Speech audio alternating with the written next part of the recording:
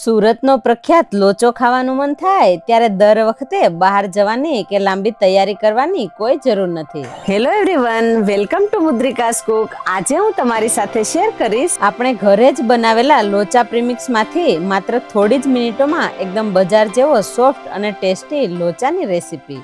લોચા માટેનું પ્રીમિક્સ બનાવવા માટે 1 વાટકી ચણાની દાળ, અડધી વાટકી અડદની દાળ અને અડધી વાટકીથી ઓછા ચોખાના પૌવા લીધા છે. હવે મિક્સર જારની અંદર ઉમેરી દઈશું.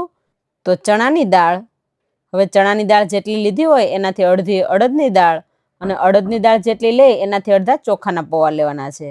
હવે મેં અહીંયા મરચીને સૂકવીને લીધી છે, તો 5 નંગ સૂકવેલી મરચી, અડધી ચમચી સૂંઠ પાવડર, આદુને છીણી અને સૂકવી લીધેલો હતો એનો પાવડર કરી લીધો છે, અડધી ચમચીથી ઓછી હિંગ, અડધી ચમચીથી ઓછી હળદર અને સ્વાદ અનુસાર મીઠું ઉમેરી દઈશું, અડધી ચમચી ઈનો ઉમેરી દઈશું. હવે બધી વસ્તુને દળી લેવાનું છે.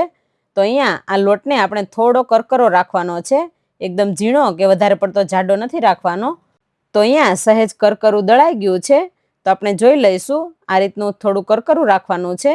જો વધારે જાડું હશે તો લોચો છે કડક બનશે, એટલા માટે વધારે પડતું જાડું નથી રાખવાનું અને એકદમ ઝીણું પણ નથી રાખવાનું. હવે દળેલા પ્રીમિક્સને એક વાસણની અંદર કાઢી લઈશું. ઠંડુ પડે પછી એરટાઇટ બરણીની અંદર ભરી લઈશું. હવે આ પ્રીમિક્સને તમે એરટાઇટ ડબ્બાની અંદર ભરી અને રસોડામાં સૂકી જગ્યાએ 1 થી 2 મહિના સુધી રાખી શકો છો. અને જો તમારે એરટાઇટ ડબ્બામાં ભરીને અથવા તો જીપલોક બેગમાં ભરીને ફ્રીજમાં મૂકવું હોય તો 6 મહિના સુધી બગડતું નથી અને એકદમ ફ્રેશ રહે છે. તો અહીંયા ઇન્સ્ટન્ટ લોચો પ્રીમિક્સ બનીને તૈયાર થઈ ગયું છે. તો ચાલો હવે હું તમને બતાવું કે આ પ્રીમિક્સનો ઉપયોગ કેવી રીતે કરવાનો છે. તો એક બાઉલમાં 5 ચમચી જેટલું લોચા પ્રીમિક્સ ઉમેરીશું. એની અંદર 1 ચમચી ખાટું દહીં ઉમેરવાનું છે, અથવા તો ખટાશ પ્રમાણે તમે ઉમેરી શકો. હવે જરૂર પ્રમાણે પાણી ઉમેરી અને બેટર બનાવી લઈશું. અહીંયા બેટરને વધારે પાતળું નથી કરવાનું, મીડિયમ થીક રાખવાનું છે. ગાંઠા ન રહે એ રીતનું બેટર તૈયાર કરી લઈશું. જે પ્રમાણે પાણીની જરૂર પડે એ પ્રમાણે પાણી ઉમેરતા જઈશું. વધારે ઘાટું નથી રાખવાનું, એટલે થોડું પાણી ઉમેરી અને પાતળું કરી લઈશું. તો આ રીતનું બેટર તૈયાર થઈ ગયું છે. હવે આપણે 10 મિનિટ રેસ્ટ આપીશું. તો 10 મિનિટ પછી દાળ એકદમ સરસ ફૂલી ગઈ છે. આ રીતનું બેટર છે એ ઘાટું થઈ ગયું છે. તો અહીંયા દાળ ફૂલી જાય પછી ઘાટું બેટર થઈ જાય એટલે એની અંદર પાણી ઉમેરી અને ફરી પાછું પાતળું કરી લેવાનું છે. આપણે જે ઢોકળા કે ઈદડાનું ખીરું બનાવીએ છીએ, લોચાનું ખીરું એના કરતાં સહેજ પાતળું રાખવાનું છે. જ્યારે તમે ચમચામાંથી ખીરું નીચે પાડો ત્યારે એકધારું પડવું જોઈએ, એ રીતનું રાખવાનું છે. જો ખીરું જાડું હશે તો લોચો બફાયા પછી કડક થઈ જશે. હવે બાફવા માટે થાળી ઉપર તેલ લગાવી દઈશું. પાણી ગરમ મૂકી દીધું છે. હવે પાણી ઉકળે એટલે એના પર ડીશ રાખી દઈશું અને અંદર તૈયાર કરેલું બેટર ઉમેરી દઈશું. ઉપરથી લાલ મરચું છાંટી દઈશું. હવે ઢાંકી અને 10 થી 12 મિનિટ ગેસની ફ્લેમ હાઈ કરી અને ચડવા દઈશું. તો 10 થી 12 મિનિટ જેવું થઈ ગયું છે.